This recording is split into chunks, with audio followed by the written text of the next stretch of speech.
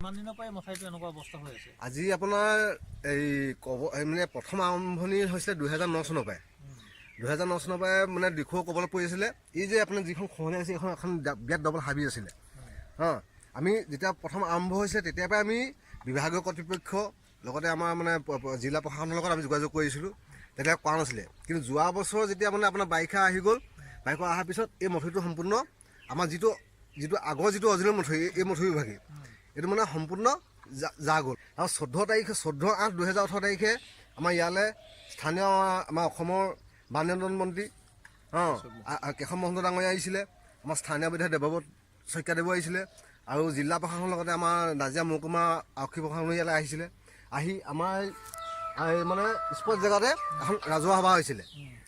তাত মানে তেওঁলোকে আশ্বাস দিছিলে যে আমি অসমৰ ভিতৰত এই শিৱসাগৰ জিলা নাজিৰা মহকুমা আমাৰ এই শোকাজনক মথুৰিটো প্ৰথম কাম আৰম্ভ কৰিম। কিন্তু আজি দুৰ্ভাগ্যৰ বিষয়, এতিয়া মানে আজি জোৰপৰি হাত পালেহি আপোনাৰ, আৰু 2 মাহৰ ভিতৰত বাৰিষা সমাগত, আৰু এতিয়ালৈকে আমাৰ ইয়াত কোনো মানে প্ৰটেকশ্যনৰ কথা বাদ দিয়ক, ইয়াত মানে আজিলৈকে বিভাগীয় কৰ্তৃপক্ষ আমাৰ মানে END ডিপাৰ্টমেণ্টৰ এজন আমি কৰ্তৃপক্ষ আজিলৈকে দেখা নাই।